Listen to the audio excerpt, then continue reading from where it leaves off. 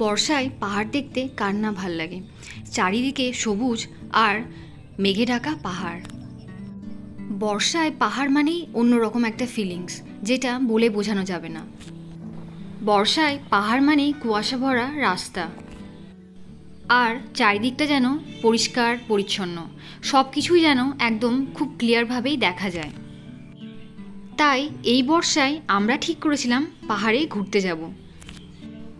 আর দুদিনকার জন্য আমরা চলে গেছিলাম দার্জিলিংয়ের দুটো অফবিটের জায়গায়।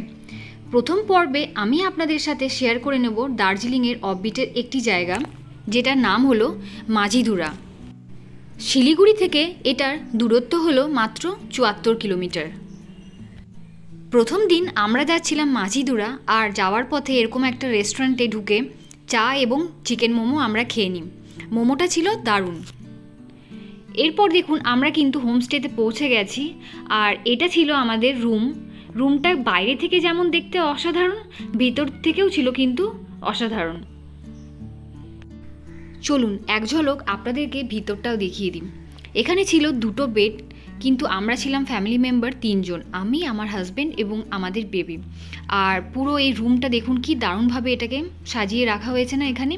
তো আমি কিন্তু এখানে আপনাদেরকে কোনো ট্যুরের ডিটেলস দিচ্ছি না। আজকের এই ভিডিওটা থাকবে পুরোপুরি ফুডের ওপর, যে আমাদের এখানে ৪ বেলা কী কী খাবার প্রোভাইড করা হবে ওটার ওপরই আমি এই ভিডিওটা বানাচ্ছি। কিন্তু তাও ভাবলাম যে আমার রুম ট্যুর এবং বাইরের যে ভিউটা আছে ওটাও কিন্তু আপনাদের সাথে শেয়ার করে নিলে খুব ভালো হবে, কারণ আপনাদেরও দেখতে ভালো লাগবে। তো এই যে বাইরের ভিউটা দেখতে পাচ্ছেন কি দারুণ, পুরো কুয়াশায় ঢাকা, চারিদিকটা যেন একদম কিছু দেখাই যায় না।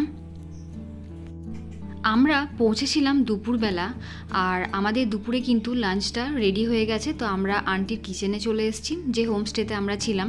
তো এখানে এখন আমাদেরকে লাঞ্চটা দেওয়া হবে। তো আমি ভাবলাম কিচেনটাও আপনাদের সাথে শেয়ার করে নিই, যে এনারা কি সুন্দরভাবে সাজিয়ে রেখেছেন নিজেদের কিচেনটা, এবং বাসনপত্রগুলোও কিন্তু দারুণ লাগছিল, একটু ইউনিক ধরনের। তো আমি ভাবলাম এটারও ক্লিপ নিয়ে নিই।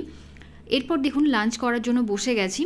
তো আমার হাজব্যান্ড এবং আমার বেবি আগেই লাঞ্চ করে নিয়েছে, আর আমার বেবি যেহেতু ঘুমিয়ে গেছিলো, তাই আমার হাজব্যান্ড বেবির সাথে রুমেই ছিল, আর আমি এখানে একাই লাঞ্চ করে নিচ্ছি।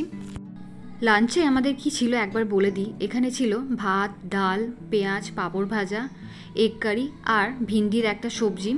তো ভিন্ডির এই সবজিটা আমার কিন্তু দারুণ লেগেছে, আর আমি খাওয়ার আগে আমার হাজব্যান্ডও বলেছিল যে দেখবে ভিন্ডির সবজি যেহেতু তুমি খুব একটা পছন্দ করো না, কিন্তু তোমার এখানে বেশ ভালো লাগবে খেতে।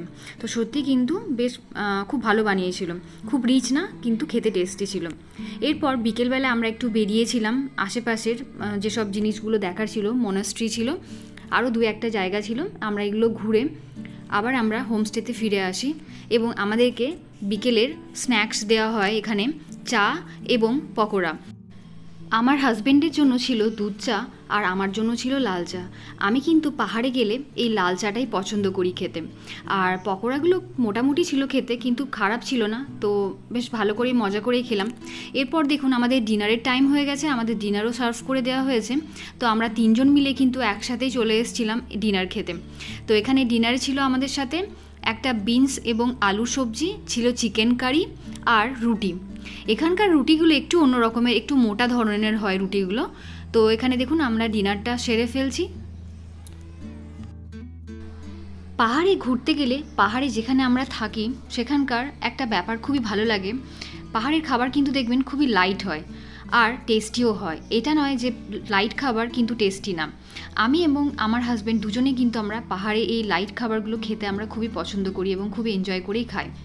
তো যাই হোক, রাত তো পেরিয়ে গেছে, এখন সকাল হয়ে গেছে। তো এখন দেখুন আমাদের সকালে চা চলে এসছে আমাদের রুমে। তো আমরা দুজনেই দুধ চাই নিলাম, এবং বিস্কিট ছিল তার সাথে। আর বাইরের ভিউটা দেখুন অনেকটা ক্লিয়ার হয়েছে, জায়গাটাও বেশ ভালো লাগছে দেখতে। তো এরপর দেখুন আমরা ব্রেকফাস্ট করতে চলে এলাম। তো ব্রেকফাস্টে আমাদের ছিল লুচি এবং ঘুগনি। আমাদের জিজ্ঞেস করে নেওয়া হয়েছিল আমরা ব্রেকফাস্টে কী খাবো, তো আমরা এটাই প্রেফার করেছিলাম। আর আমরা কিন্তু হোমস্টে থেকে বিদায় নিয়ে বেরিয়ে এসেছি, যে আমরা নেক্সট যেখানে যাব। তো নেক্সট কোথায় যাচ্ছি এটা কিন্তু আমি পরের সিরিজে আপনাদেরকে বলবো। আজকের জন্য আমি ভিডিওটা এখানে এন্ড করব। এই ভিডিওটা যদি আপনাদের ভালো লেগে থাকে তাহলে অবশ্যই কিন্তু আমাকে কমেন্ট করে জানাবেন, আর আমার ইউটিউব চ্যানেল এবং ফেসবুক পেজটাকেও কিন্তু ফলো করতে একদমই ভুলবেন না। তো আজকের জন্য এখানেই টাটা, দেখা হচ্ছে পরের ভিডিওতে দারুণ কোনো রেসিপি নিয়ে। আর অবশ্যই এটা সেকেন্ড পার্ট তো রয়েছে।